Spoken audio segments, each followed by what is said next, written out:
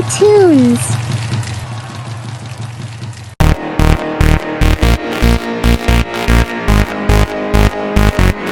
Long ago in the land of Israel, when judges ruled before there were kings, there lived a family in the small town of Bethlehem. The famine is getting worse. There's not enough food left to feed our family.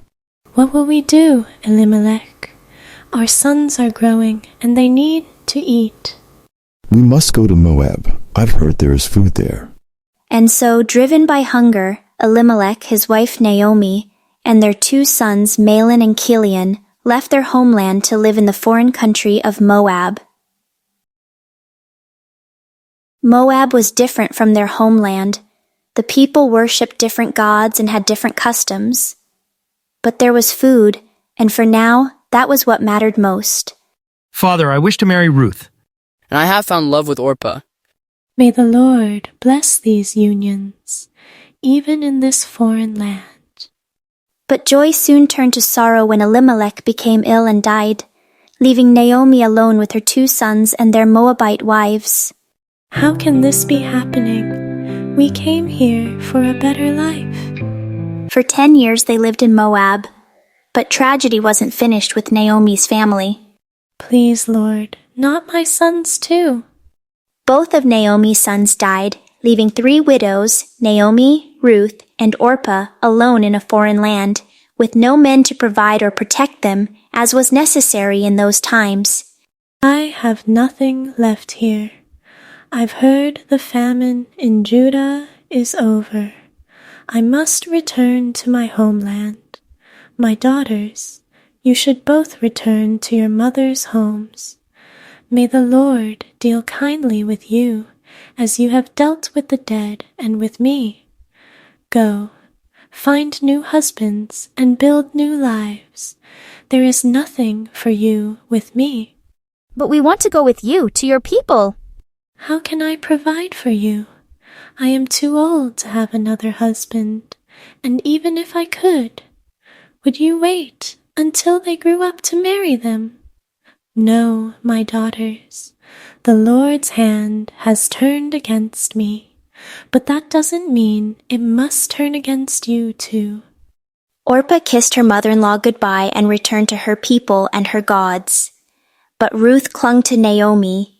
Look, your sister-in-law has gone back to her people and to her gods. Go, follow her. Don't urge me to leave you or to turn back from you. Where you go, I will go, and where you stay, I will stay.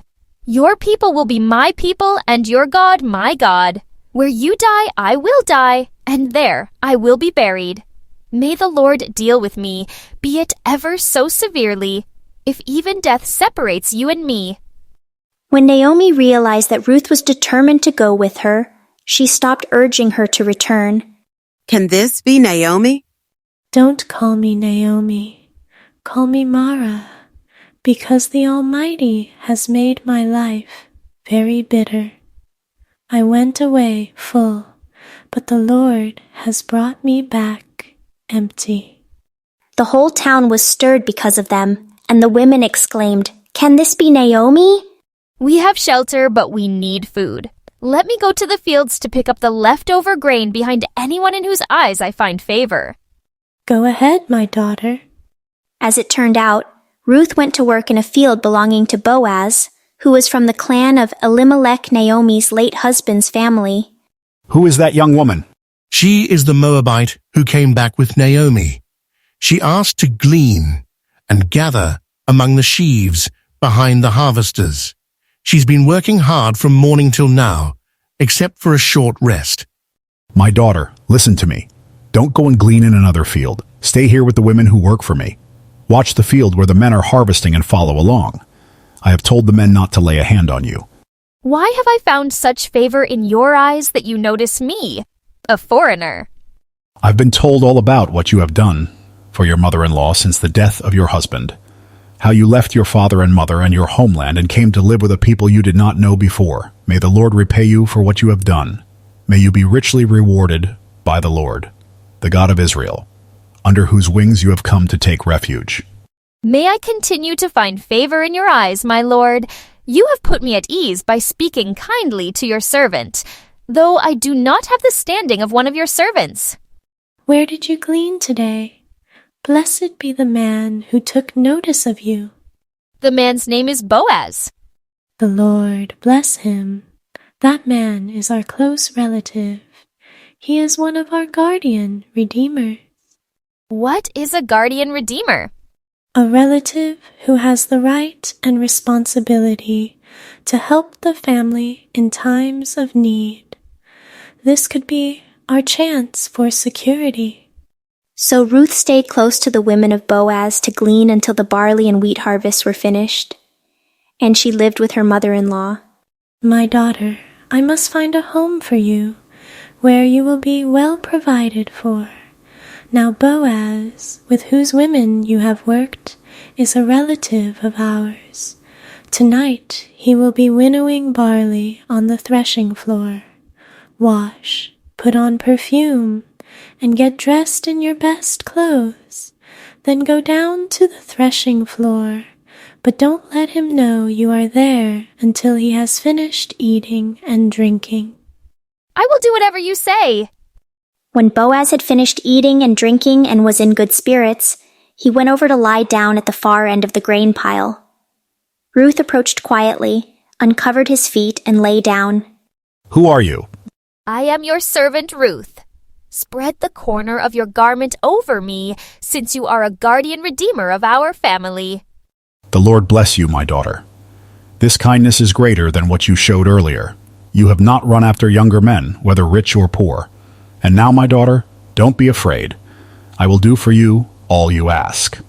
Although it is true that I am a guardian and redeemer of our family, there is another who is more closely related than I. Stay here for the night, and in the morning, if he wants to do his duty as your guardian redeemer, good, let him redeem you. But if he is not willing, as surely as the Lord lives, I will do it myself. Don't go back to your mother-in-law empty-handed. How did it go, my daughter? Wait, my daughter, until you find out what happens, for the man will not rest until the matter is settled today. Come over here, my friend, and sit down. Naomi, who has come back from Moab, is selling the piece of land that belonged to our relative Elimelech. I thought I should bring the matter to your attention and suggest that you buy it in the presence of these seated here and in the presence of the elders of my people. If you will redeem it, do so. But if you will not, tell me, so I will know. For no one has the right to do it except you, and I am next in line. I will redeem it. On the day you buy the land from Naomi, you also acquire Ruth the Moabite, the dead man's widow, in order to maintain the name of the dead with his property. Then I cannot redeem it because I might endanger my own estate. You redeem it yourself. I cannot do it. In earlier times in Israel, for the redemption and transfer of property to become final, one party took off his sandal and gave it to the other. This was the method of legalizing transactions in Israel. Today you are witnesses that I have bought from Naomi all the property of Elimelech, Kilion, and Mahlon. I have also acquired Ruth the Moabite, Mahlon's widow, as my wife, in order to maintain the name of the dead with his property, so that his name will not disappear from among his family or from his hometown. We are witnesses. May the Lord make the woman who is coming into your home like Rachel and Leah, who together built up the family of Israel. May you have standing in Ephrathah and be famous in Bethlehem. So Boaz took Ruth and she became his wife. When he made love to her, the Lord enabled her to conceive, and she gave birth to a son. Praise be to the Lord, who this day has not left you without a guardian redeemer.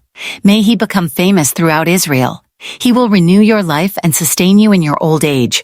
For your daughter-in-law, who loves you and who is better to you than 7 sons, has given him birth. Then Naomi took the child in her arms and cared for him. The women living there said, "Naomi has a son," and they named him Obed.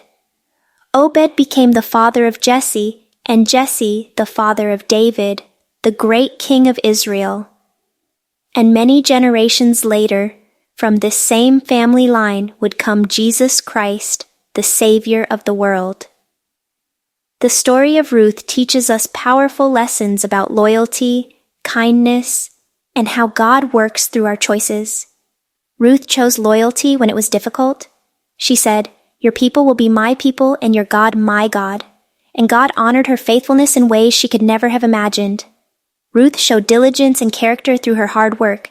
The Bible tells us in Colossians 3:23, "Whatever you do, work at it with all your heart, as working for the Lord, not for human masters."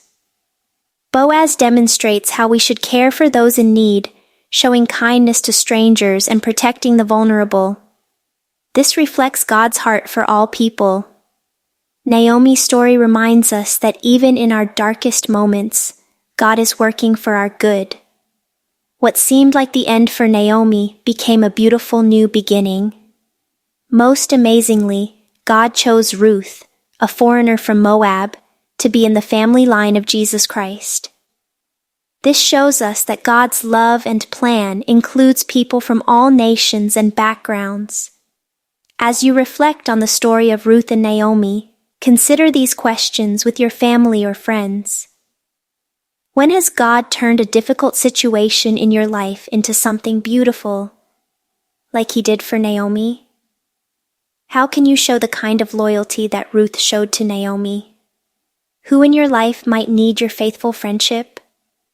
How does Boaz's kindness to Ruth, a foreigner, challenge us to treat people who are different from us?